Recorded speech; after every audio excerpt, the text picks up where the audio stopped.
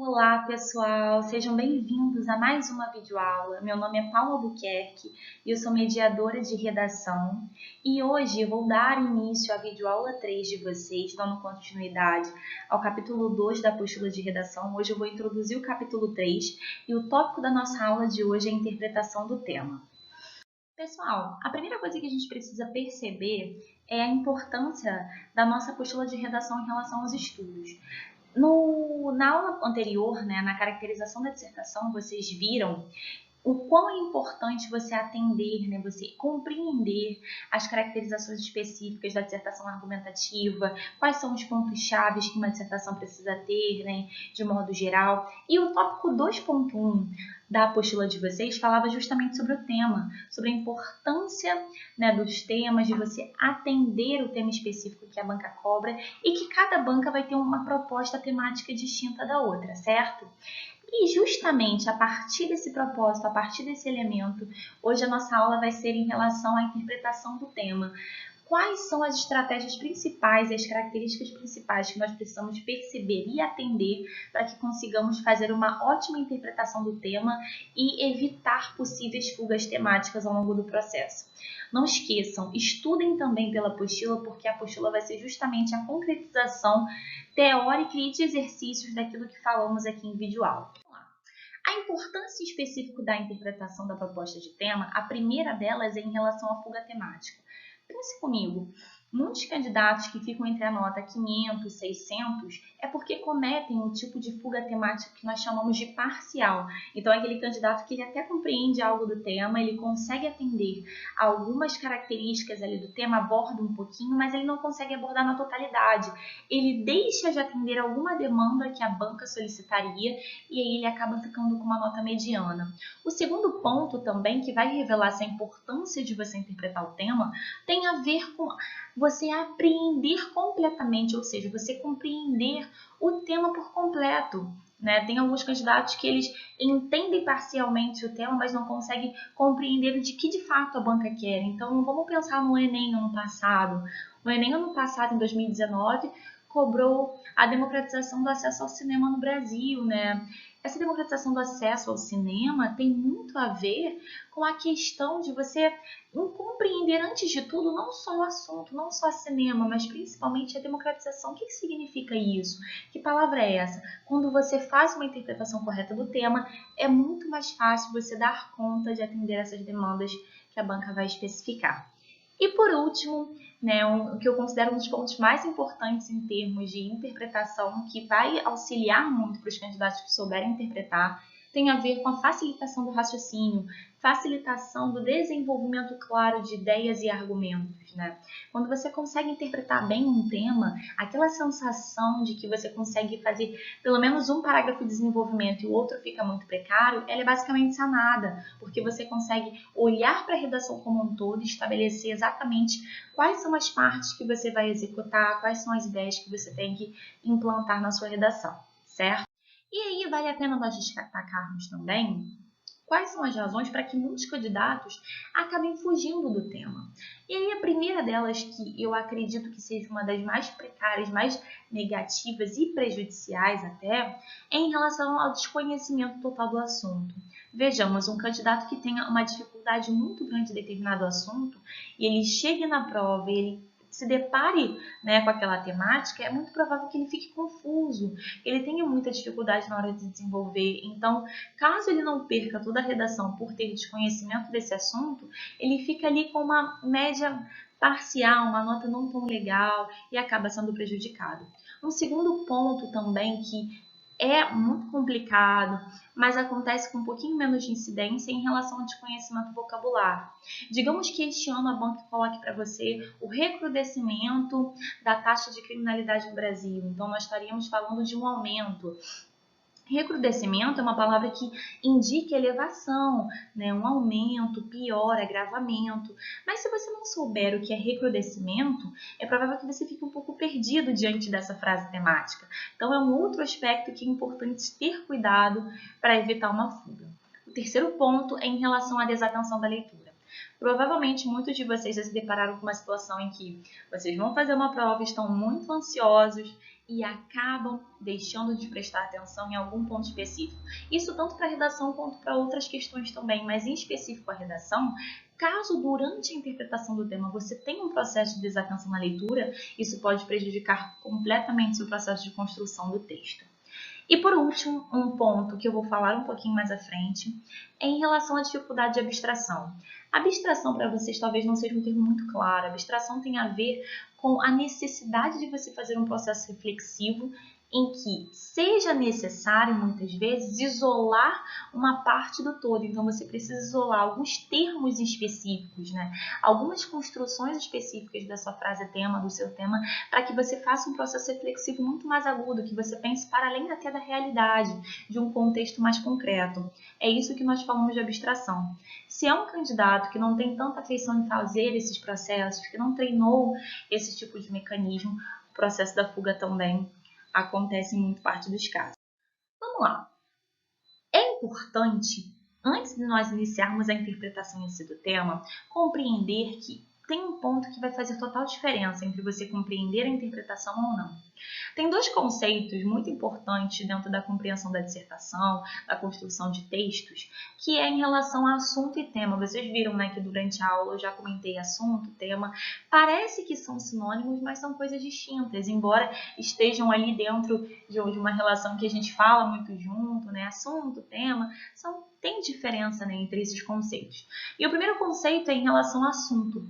Assunto, a gente pode dizer que tem um caráter muito mais amplo, muito mais geral, ele é muito mais genérico, enquanto o tema ele vai ser muito mais específico, ele vai ter aquilo que nós chamamos de especificidade.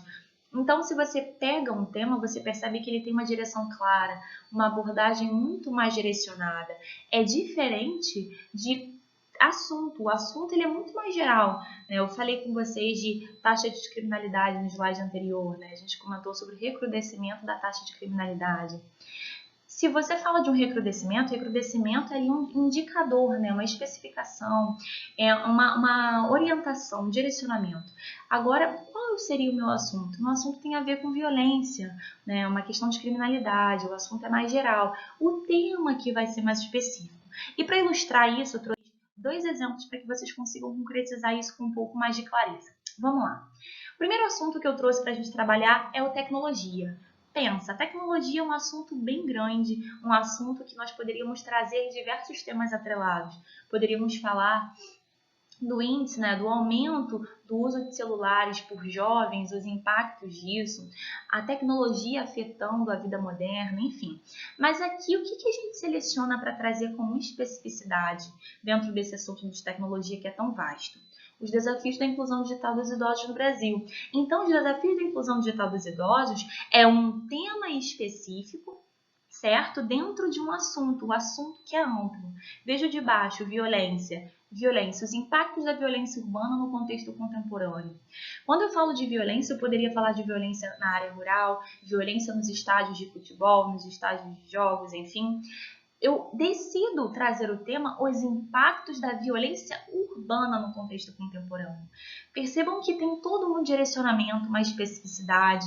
Né? A mesma coisa quando nós tivemos aquele tema, a persistência da violência contra a mulher em 2015 no Enem.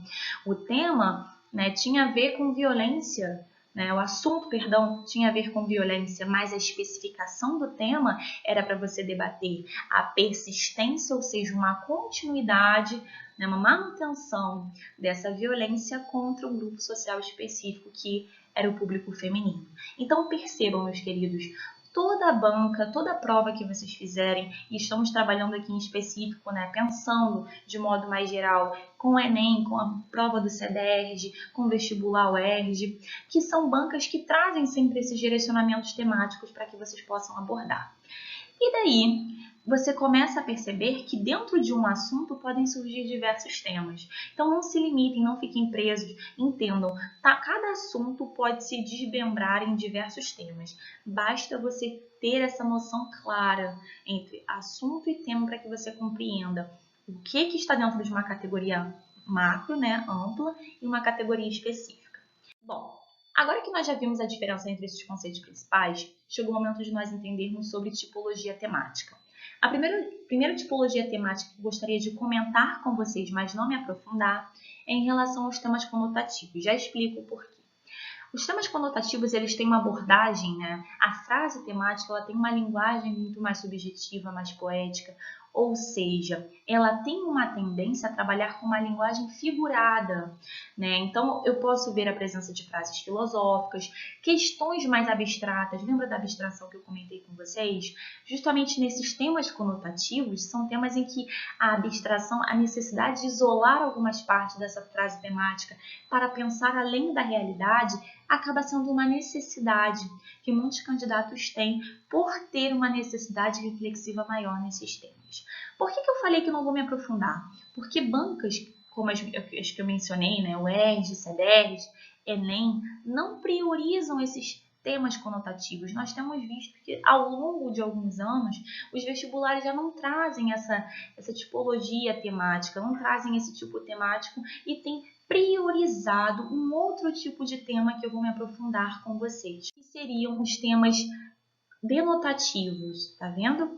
Os temas denotativos, eles têm uma perspectiva muito mais objetiva, eles já são muito mais alinhados com o que a gente vê hoje em dia dos vestibulares. Então, a minha linguagem, ela vai ser muito mais objetiva, ela não vai ser uma linguagem poética, então eu vou dar preferência para a linguagem real, aquela linguagem denotativa, aquela que não vai fazer uso de figuras de linguagens complexas, vão ser frases diretas, que não vão exigir ambiguidade, não vão ter ambiguidades presentes. Então, quando nós tivemos a persistência da violência contra a mulher, quando nós tivemos os caminhos para combater o racismo, a intolerância religiosa no Brasil, no Enem, são frases temáticas muito claras. O candidato consegue perceber, né, o sentido literal de cada uma das palavras e fazer o processo interpretativo.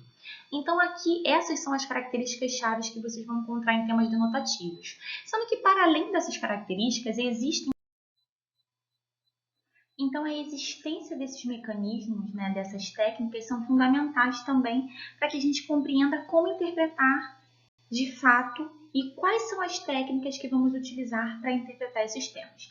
A primeira delas é em relação às palavras-chave, você entender os limites, os contextos. A banca, através de palavras específicas, vai direcionar você para identificar os limites e contextos. Mais uma vez, a persistência da violência contra a mulher lá em 2015 no Enem indicava um processo de limite e, além disso, trazia uma expressão de comando, um pressuposto, né, que a gente chama de palavra-chave, que traria para o candidato um direcionamento muito claro. Então, a persistência indicava algo que começou lá atrás, né? Não era uma questão a curto prazo, né? Uma relação pouco significativa, mas na verdade o candidato que abordasse a persistência da violência contra a mulher deveria falar desse período histórico também em que esse grupo social era marcado por esse tipo de violência.